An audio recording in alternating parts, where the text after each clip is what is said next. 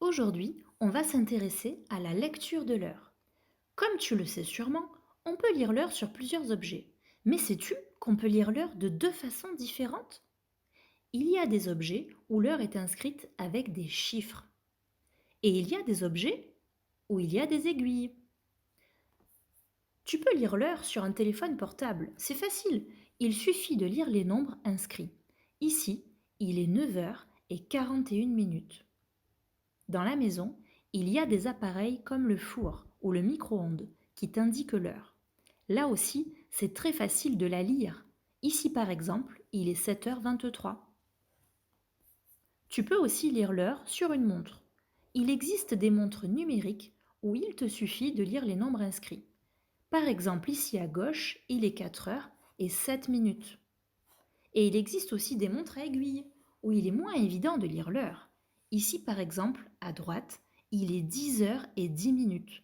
Nous allons voir ensemble ensuite comment je le sais. On peut lire l'heure sur un réveil aussi.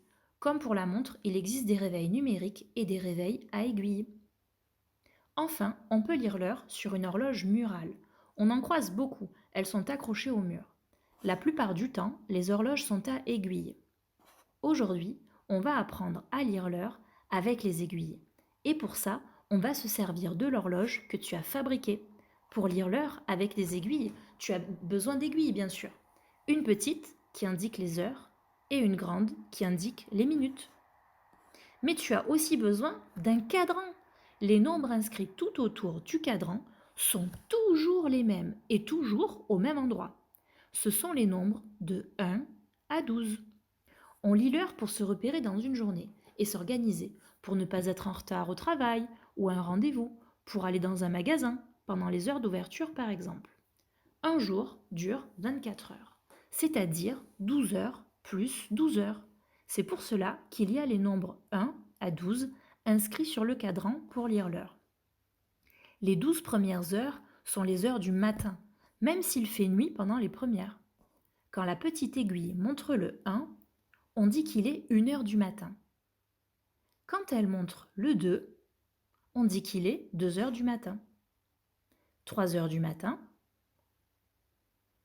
4 heures du matin, 5 heures du matin, 6 heures du matin, 7 heures du matin, 8 heures du matin, 9 heures du matin, 10 heures du matin, 11 heures du matin. La petite aiguille est sur le 12. On écrit qu'il est 12 heures, mais on dit qu'il est midi. Et voilà, on a fait un tour complet de cadran. Les 2 heures suivantes seront les heures de l'après-midi, puis celles du soir. On dit alors qu'il est 1 heure de l'après-midi. 2 heures de l'après-midi, 3 heures de l'après-midi, 4 heures de l'après-midi, 5 heures de l'après-midi, 6 heures du soir, 7 heures du soir, 8 heures du soir, 9 heures du soir, 10 heures du soir, 11 heures du soir. On a fait un deuxième tour complet de cadran. La petite aiguille est à nouveau sur le 12. Mais on écrit qu'il est 0 heure et on dit qu'il est minuit. Car c'est le moment où on change de jour et où on passe au lendemain. Intéressons-nous à la grande aiguille maintenant. Rappelle-toi, c'est celle des minutes. La grande aiguille sert à lire les minutes, mais attention, il ne s'agit pas juste de lire le chiffre que la grande aiguille montre. Ici, par exemple, il n'est pas 1h06 minutes. La grande aiguille montre bien le 6 pourtant, mais il est 1h30 minutes. Pour faire comprendre aux enfants comment lire les minutes, la plupart des cadrans fabriqués pour eux ont d'autres nombres inscrits à part ceux des heures. Il s'agit des nombres 5, 10, 15, 20, 25, 30, 35, 40, 45, 50, 55 et 60. Ils désignent les minutes, car dans 1 heure, il y a 60 minutes. Lorsque l'aiguille des minutes fait un tour de cadran complet, alors on avance d'1 heure. Pour lire l'heure, on doit toujours regarder la petite aiguille en premier. Ici, elle montre le 3. Il est donc 3 heures.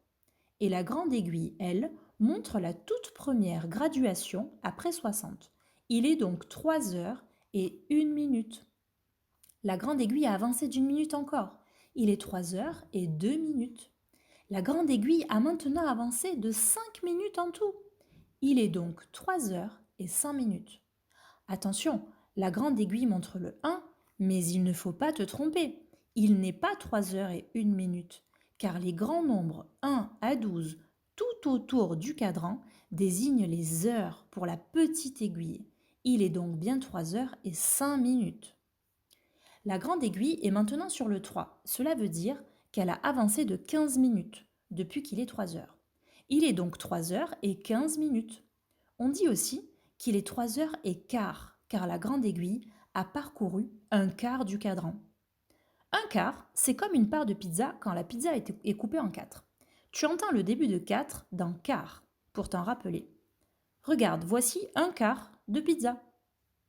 La grande aiguille montre maintenant le 6. Cela veut dire qu'elle a parcouru 30 minutes. C'est la moitié du cadran. On dit qu'il est 3 heures et 30 minutes ou 3 heures et demie. Tu vois, c'est comme si on avait pris une demi-pizza, c'est-à-dire la moitié. Et une demi-pizza d'ailleurs, c'est pareil que 2 quarts de pizza. Tu as vu, il y a 2 morceaux. Pour l'heure, c'est pareil. Un quart d'heure, c'est 15 minutes.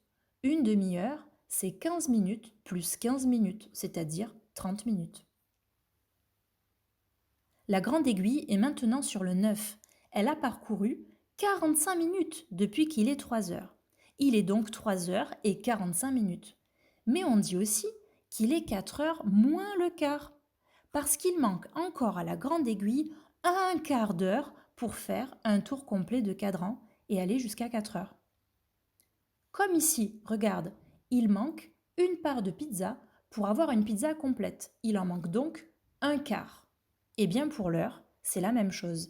Il manque un quart pour faire un tour complet du cadran et arriver à 4 heures. Tu as vu depuis tout à l'heure, la petite aiguille aussi a avancé. Mais doucement, elle ne montre plus du tout le 3.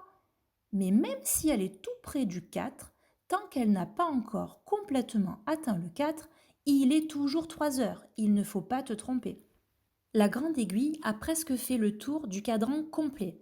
Elle a parcouru maintenant 59 minutes. On dit alors qu'il est 3 heures et 59 minutes.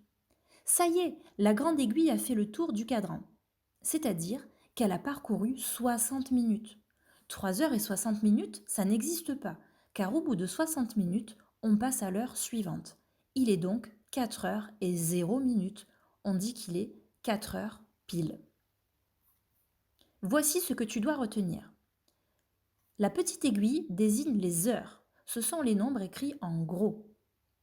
La grande aiguille désigne les minutes. Ce sont les nombres écrits en tout petit. On lit d'abord les heures, puis les minutes.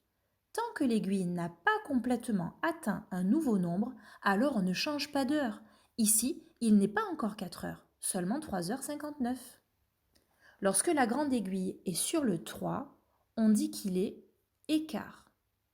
Lorsque la grande aiguille est sur le 6, on dit qu'il est et demi. Lorsque la grande aiguille est sur le 9, on dit qu'il est moins le quart. Lorsque la grande aiguille est sur le 12, on dit qu'il est pile. Pour toutes les autres positions de la grande aiguille des minutes, il faut compter le nombre de graduations qui ont été parcourues. Pour t'aider, tu peux regarder les petits nombres au milieu de l'horloge. À gauche, en bas, par exemple, il est 3 heures et 2 minutes. Et à droite, il est 3 heures et 5 minutes. Voilà, cette première vidéo sur l'heure est maintenant terminée. Tu peux la regarder autant de fois que tu veux. J'espère que tu as compris beaucoup de choses. On va maintenant s'entraîner avec l'horloge que tu as fabriquée. Il y aura bientôt 2 autres vidéos pour continuer à apprendre à lire l'heure.